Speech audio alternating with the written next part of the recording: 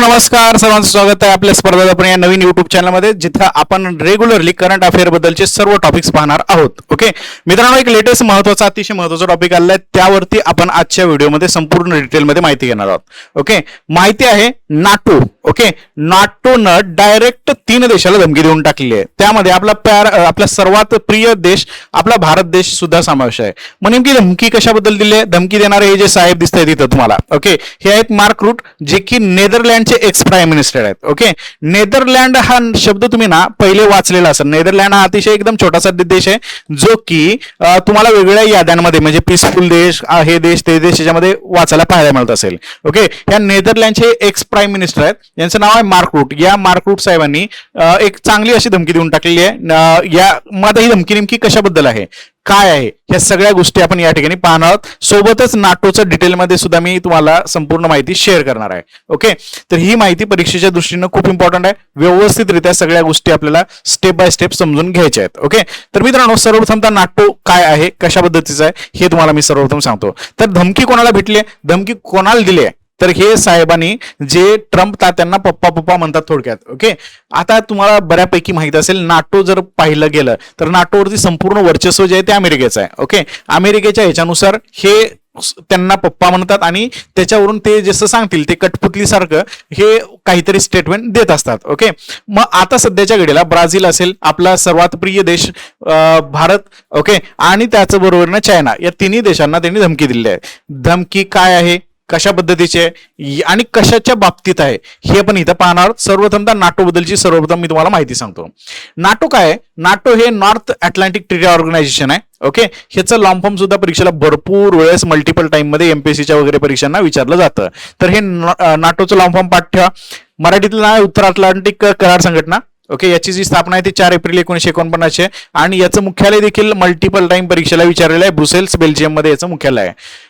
याचे जे सदस्य देश आहेत ना, हे सदस्य देश 32 आहेत 2025 पर्यंत. ओके, आणि तुम्हाला एक सांगेन मी की याचे सदस्य देश जे आहेत ते संस्थापक सदस्य देश वेगळे आहेत. ओके, म्हणजे ज्याच्यामध्ये बघा, सिंपल सांगायचं झालं, बेल्जियम आहे, कॅनडा आहे, डेन्मार्क आहे, France, Iceland, Italy, Luxembourg, Netherland, Norway, Portugal, UK आणि मेन गोष्ट अमेरिका, हे याचे हे काय होते तर ह्याचे संस्थापक सदस्य आहेत. ओके, आता बघा, याचं उद्दिष्ट कसं स्वीट पद्धतीने सांगितलेलं आहे. सदस्य देशाच्या राष्ट्राच्या सामूहिक सुरक्षेची हमी देणं, हे याचं एक उद्दिष्ट आहे. पण त्याचबरोबर एक सगळ्यात इम्पॉर्टंट सांगेन मी तुम्हाला, रशियाचा समावेश ज्या ह्याच्यात आहे, ओके, रशियाचा समावेश असलेले कम्युनिस्ट प्रजासत्ताक समूह आहे त्यांचा विस्तार रोखणं. ओके, म्हणजे रशियाचा समावेश असलेले जे काही देश असतील त्यांचा विस्तार रोखणे, हे देखील यांचं एक महत्वाचं उद्दिष्ट आहे. म्हणजे हे 2 उद्दिष्टावरती काम करतं, जेणेकरून या देश हे जे 32 सदस्य देश आहेत यांच्यावरती जर कोणी हल्ला केला तर बाकीचे देश सुद्धा यांना मदतीसाठी जाणार. ओके, आता नुकतंच रशियानं हल्ला केला होता, झेलेन्स्की तुम्हाला माहितच आहे. ओके, तर यांना झेलेन्स्की साहेबांना कशा पद्धतीनं ह्यानं काय म्हणतात त्याला, डोनाल्ड ट्रम्पनं कशा प्रकारे इन्सल्ट करून पाठवलं, बरोबर. युक्रेनचे प्रेसिडेंट जे झेलेन्स्की गेले होते त्यांच्या व्हाईट हाऊसमध्ये भेटायला, त्याची बोलतीच बंद करून टाकली होती थोडक्यात. ओके, मग नेमका हा उद्देश यांचा साध्य होतोय का, हा पण एक महत्वाचा पॉईंटच आहे. चलो, त्या गोष्टीवर बोलण्यापेक्षा आपण आणखीन पुढची इम्पॉर्टंट माहिती घेऊयात.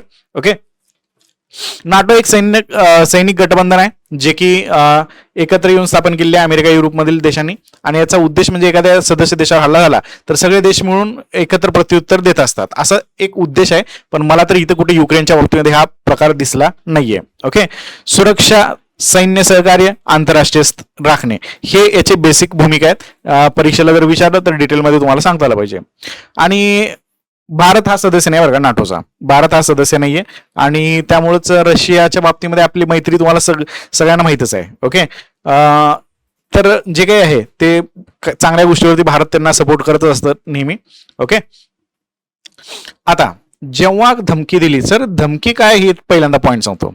धमकी अशी दिली या 3 देशांना. ओके, म्हणजे हे 3 देश तुम्हाला माहित आहेत, 3 देशांना अशी धमकी दिली की बाबांनो, तुम्ही आता रशियासोबत व्यापार करायचा नाही. ओके, म्हणजे तेलाचा जो काही व्यापार चाललाय तुमचा तर तो करायचा नाहीये, आणि जर केला तर तुम्हाला त्या ठिकाणी जे 100% सेकंडरी सँक्शन आहे ते आम्ही तुमच्यावर लावू. आता हे 100% सेकंडरी सँक्शन पण तुम्हाला मी सांगतो.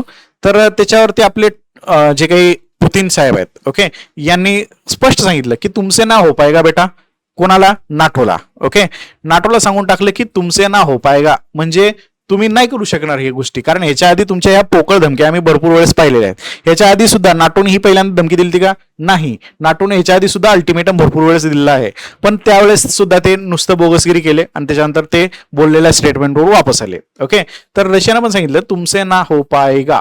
ओके, चलो कोई बात नाही. तर नेमकं धमकी काय? धमकीचं कारण काय एकदा सिंपल शब्दात सांगायचा प्रयत्न करतो. नाटो चीफ जे आहे मार्क रूट, ओके, हे जे नेदरलँडचे एक्स प्राईम मिनिस्टर आहेत बरं का, पहिले सांगतो हे करेन मी तुम्हाला. नेदरलँडचे एक्स प्राईम मिनिस्टर होते आणि नेदरलँड म्हणजे एकदम छोटासा देश, तुम्हाला माहित असेल, छोटासा देश आहे आणि त्या देशामध्ये एवढी ताकद नाहीये की भारतासारख्या, चीन सारख्या, ब्राझील सारख्या देशाला काही धमकी देणं. तर हे फक्त ट्रम्प तात्याच्या जीवावरती काही ना काही त्यांचे चाटायचं काम करतात. थोडक्यात एका सोप्या शब्दात सांगायचं झालं तर. ओके, तर हे चाटत असतात त्या पद्धतीनं आणि ते जसं बोलतात तसं यांचं काहीतरी स्टेटमेंट येत असतं. इंडिया, चायना आणि Brazil, okay, Russia Ukraine peace deal जे आहे याच्यावरून त्या ठिकाणी वॉर्निंग दिले यांना. ओके, आणि वॉर्निंग दिल्यानंतर सुद्धा, ओके, वॉर्निंग दिल्यानंतर Trump gives Russia 50 days deadline to broker peace deal with Ukraine और 100% टॅरिफ, म्हणजे तुम्हाला डायरेक्ट 100% टॅरिफ लावू. ओके, हे आहे त्यांचं 100% सेकंडरी सँक्शनचं स्टेटमेंट. ओके, तर मित्रांनो हे अशा पद्धतीची धमकी जी आहे, ह्या धमकीनं ऍक्च्युअलमध्ये काही फरक पडणार नाहीये असं दिसतंय. उलट त्यांच्याच ठिकाणच्या ज्या प्राइसेस आहेत त्या वाढतील. तर एक इकॉनॉमिक्सचा पार्ट आहे, भरपूर मोठा होऊ शकतो तो. सध्याच्या टाइमला एवढं लक्षात ठेवा की ही अशी धमकी यांच्याकडून आलेली आहे. याच्यातले हे महत्वाच्या गोष्टी पण तुम्हाला लक्षात ठेवायच्या आहेत की मुख्यालय कोणतं आहे, लॉंग फॉर्म काय, अशा सगळ्या पद्धतीचं. ओके, तर ठीक, तर अशाच पद्धतीची माहिती आपण डेली आपल्या या युट्यूब चॅनलला घेत राहू. सगळी माहिती व्यवस्थितरित्या रिमाइंड करत चला. या माहिती तुम्हाला परीक्षेला भरपूर वेळेस येऊ शकतात. ओके, तर अशाच महत्वाच्या व्हिडिओमध्ये परत एकदा भेटूयात. Thank you, take care, bye bye.